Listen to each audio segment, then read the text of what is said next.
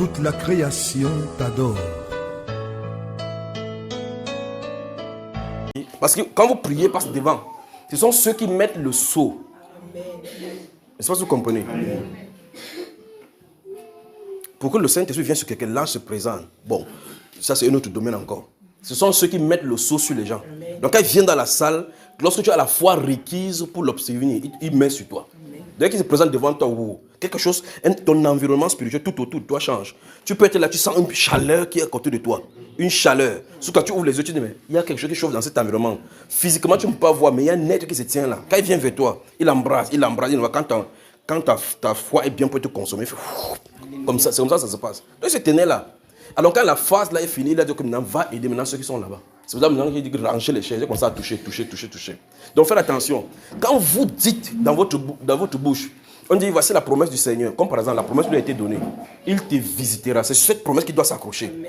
Dans l'Écriture, il dit que ceux qui ont soif viennent et boivent. Vous comprenez cela? Il dit cela de l'esprit que devaient recevoir ceux qui croiraient en lui. Parce que l'esprit n'était pas encore donné, parce que Jésus n'a pas encore été glorifié. Alors, il demande, vous croyez ça? Vous dites oui. Et puis la Bible déclare qu'il donnera le Saint-Esprit à ceux qui lui demandent. Vous dites que vous croyez. Ça veut dire que vous devez lui demander. Amen. Ce n'est pas le rôle de prédicateur. Vous comprenez cela? Hein? Mon rôle, c'est de vous connecter à lui, vous mettre en face avec lui. Quand vous êtes en face avec lui, je dois m'asseoir pour que vous observez vos foi. Or, quand on fait comme ça, certaines personnes restent là et disent, ouais, frère, je ne vais me toucher. Ça, tu es mal barré. Vous comprenez cela? Donc ne me mettez pas entre Dieu et vous. Connectez-vous à votre foi. Et vous remarquez que quand quelqu'un connecte, il commence à prier, à un moment donné, ça passe à une autre phase. Alors, ce frère-ci a ce souci que la chair exerce toujours dans la vie de ceux qui cherchent le Seigneur.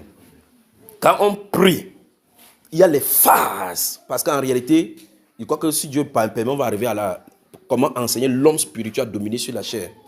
Quand on prie, comme on n'a pas l'habitude de prier par l'esprit, je n'ai pas dit prier en esprit, de prier par l'esprit, on prie avec intelligence. Et quand on prie avec l'intelligence, on finit par se fatiguer. Parce que l'intelligence ne peut pas détecter quelle est la volonté de Dieu. Mais quand on prie par esprit, à un moment donné, le Saint-Esprit te saisit, il te fait prier selon la volonté de Dieu. Et quand tu pries selon la volonté de Dieu, tu pries en accordance avec le moment où l'exaucement va venir. Vous comprenez? Si vous allez dans vos endroits pour prier, vous mettez à genoux. Vous venez sans un objectif. Vous allez sortir là-bas, vous allez voir que vous allez penser à la dette. Penser à quelque chose. Faites 2 heures là-bas, finissez par quitter. Tu sors là-bas, tu te demandes qu'est-ce que tu as demandé à Dieu? Tu ne connais pas. Tu partais pourquoi? Tu ne connais pas. Vous comprenez? Tu vas commencer à prier pour Seigneur, je m'en vais pour mon mal, le bas. Après, tu dis qu'il y a ma petite soeur là même qui m'a devait l'argent. Seigneur, donc il me donne l'argent. Tu ne venais même pas là pour ça. Donc il y a la prière par esprit. Ça veut dire prier selon la volonté de Dieu. Le Saint-Esprit t'entoure et te donne un carnet de prière. Quand tu pries selon ce carnet de la promesse, tu pries en y insistant. D'accord?